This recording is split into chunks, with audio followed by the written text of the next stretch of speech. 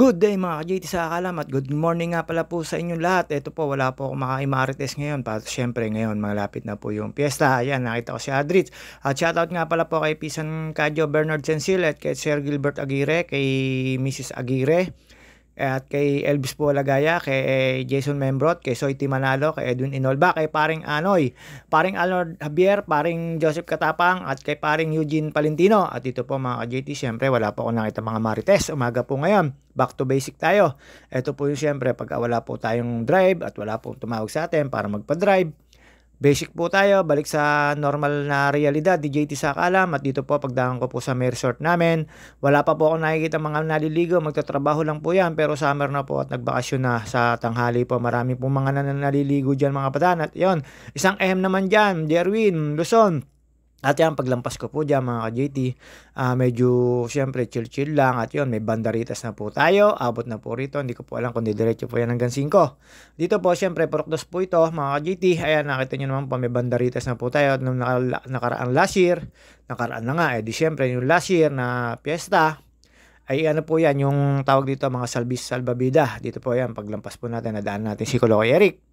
At syempre magpapakit po tayo, kakulay natin ng bandaritas, naka-PBG tayo. At shoutout kay Ronald Pulyo sa Meglio, nakasabay ko po at nakamotor na po siya, nag-iikot daw po siya dati bike po at napakainit daw po kaya ayaw niya magbike. At sa lahat hindi ko po nababate at sa mga sumusuporta sa akin at mga naniniwala, maraming salamat po sa inyo, shoutout sa inyo. At sa mga taga nasa ibang bansa nakakapanood, at shoutout sa inyo din, pagpalain kayo, ingat-ingat kayo at mga seafarer, shoutout sa inyo. At yan po mga ka-JT, wala po tayong basketball, nawili na lang po tayo sa pagbabike, sa pagpapapawis after po natin magbakasyon sa Bigan. Mga ka-JT, at dito po sa Losnap City, nakita nyo naman po malinis na malinis, wala po mga pool agent. Pero marami pong pool agent dito, legit pool agent mga ka-JT, lalo si Jeric Taray Gutierrez. At yun po, si Magpapapaya. Inaalok po ako ng papaya, hindi po ako ngayon nakakain ng papaya kasi marami po tayong stock sa rep, lalo po sa Teya Kitchenomics. Lagi po tayo may stock doon. At ayan, napakaganda po ng araw ngayon mga kasakala. Shoutout nga pala kay Crino Aburot at nadaanan ko dyan si Ate Gigi. Shoutout sa aking kababatang yon at sana laging ubos ang paninda mo. At yun nga po mga ka-JT, nagpakit po tayo, bagong gising po tayo. Nakita nyo naman po yun si Ate Gigi, naka-green na yun. Lampas na lang po tayo dyan, tapos mekos-mekos lang po tayo dyan. At syempre, iwas muna tayo sa chismis. Iwas muna tayo sa plastikan. Iwas muna tayo sa tupperwarean. Pero ako po ay hindi po ako nalutang sa baha mga ka-JT. Sa mga naka-agets po nun, alam nyo na po yon. At ayan, kailangan na po natin mag-diet at ang dami po natin nakain ng mga ilang araw na nagbakasyon. Puro heavy meal po yung kinain ko noon dahil yung kasama namin ay marunong magluto. At ayan mga ka-JT, siyempre magpapakit po tayo. Nandito na po tayo sa may Partimbang Kalsada. Nakita nyo naman po, lumilit na po uli ang tiyan natin at kailangan po natin mawala ang tiyan mga ka-JT dahil po syempre i-maintain na naman po natin ating timbang sa dati po. Kaya ayan po, nakita nyo naman po, bagong gising, maaga po tayo nagising dahil umalis po ako kahapon, nagtawag dito, gala kagabi.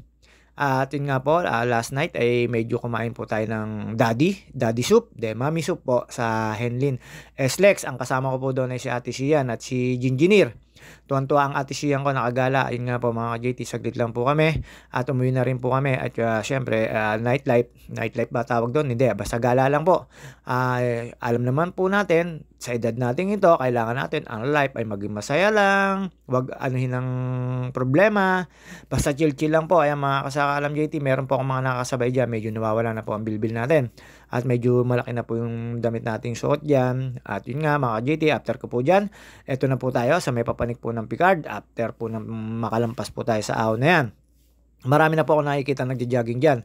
At syempre nakita ko po napakaganda ng araw, sikat ng araw. At sa hapon naman po hindi po tayo makapag-bike. Sobrang init po talaga at napakahapdi po sa balat ng init sa hapon. At ayan mga JT, syempre sa umaga napakasarap pong pumidal at hindi naman po mahapdi yung init na mararanasan nyo. Basta ito, chill-chill lang ako. Wala na po akong nakakasalubong dyan at wala rin po yung mga kagaya kong simpleng M na nakakasabay dito, lalo si Oliver Pertio at si Chris Mart Cabrera. At sa mga kaka-PBG ko, shoutout sa inyo, yung aking isang inspiring partner at aking kumparing Darwin at si Pinsan Chino at si Sir Alex, shoutout sa inyo sa mga PPG. Hindi ko po alam kung makakapag-ride, busy si Pinsan Chino pero gusto ko po lumayo at ayan, chill-chill lang po tayo. Shoutout nga pala po sa nagbigay ng sapatos sa akin. Bukod kay Cecil Kapunitan, shoutout sa inyo, sa ate mo na nag-online selling.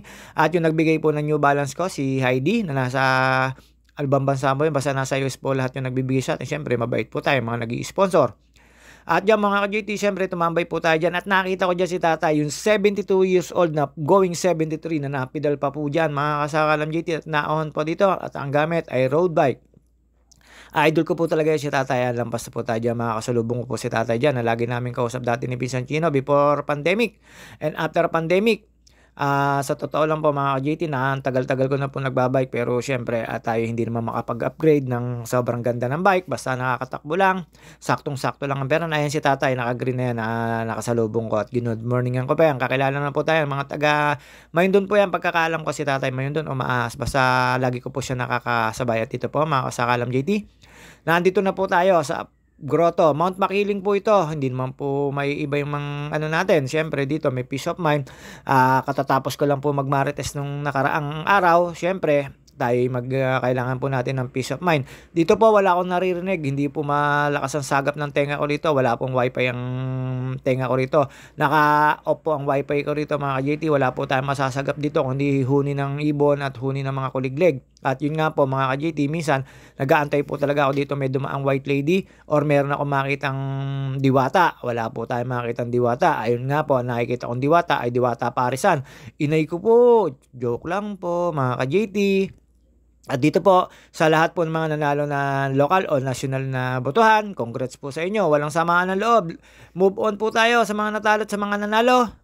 Thank you so much and I thank you. At ayan, tumambay po tayo dito. Medyo kukunti na po yung ating bilbil sa tagiliran. Konting bawas pa, JT sa kalam. Ayan, pakit-pakit lang po tayo, pabalik-balik. At pa dyan. At shoutout nga pala po kay Ate Monet na dinalaan ko ng buko. At kay Troy, shoutout sa iyo Troy.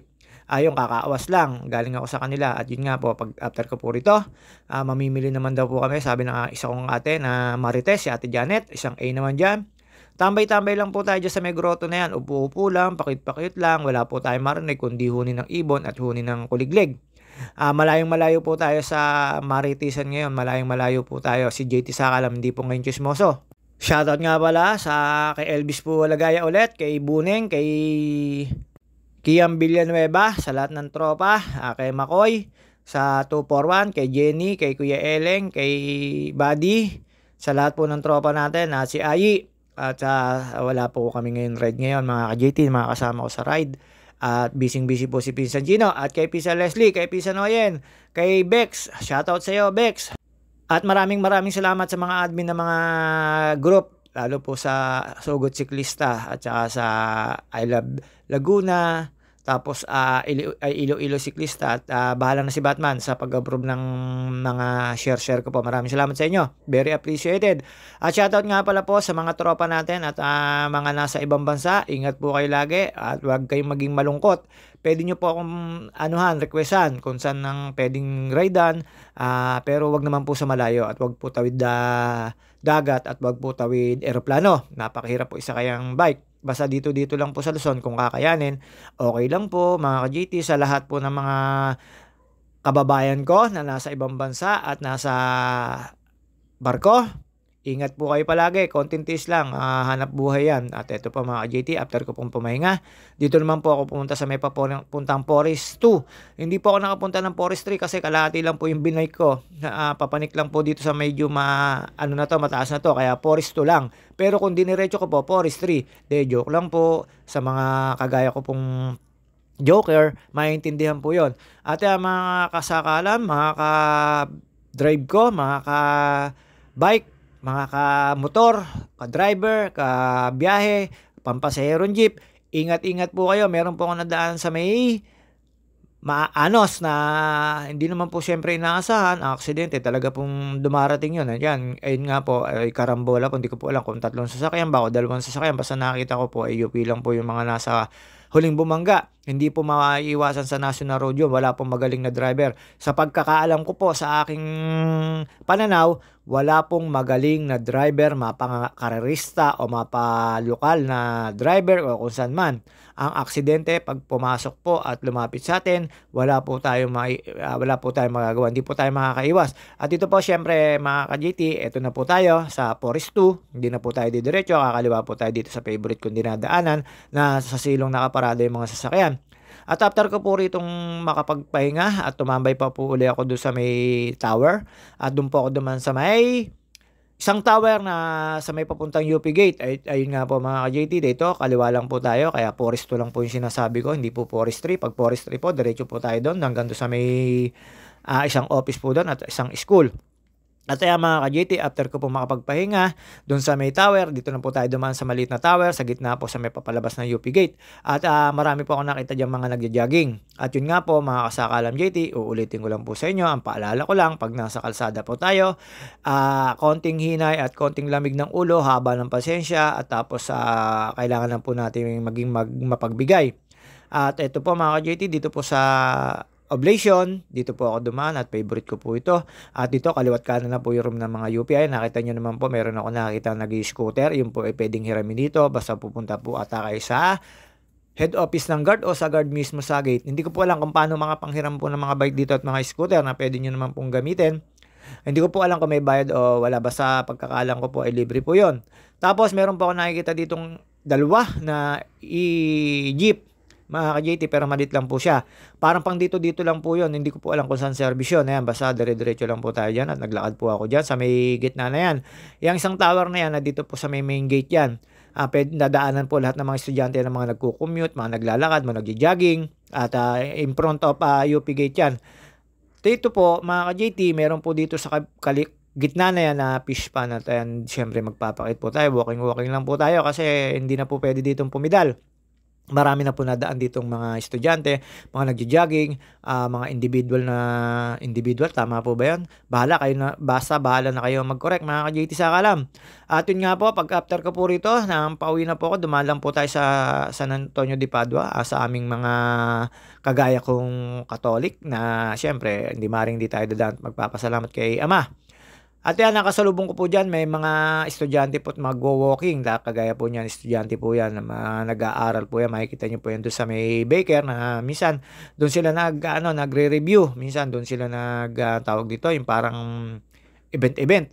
Pero malimit po sa may field na may event po yun. And after ko po rito, makatapos po sa church. Ito na po yung sinasabi ko, ingat po tayo mga ka-driver ko, mga ka-bike, mga kasiklista, lahat po na nasa kalsada, mga kamotor.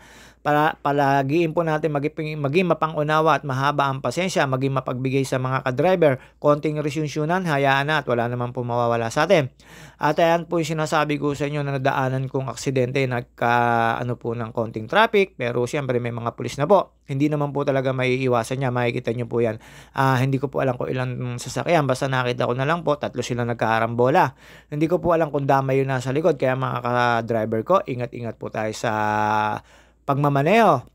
At sa lahat po ng mga hindi ko po nabate, pasensya na po. Kaya po tayo tumatabi dyan. Siyempre nagigiboy tayo sa mga kalsada.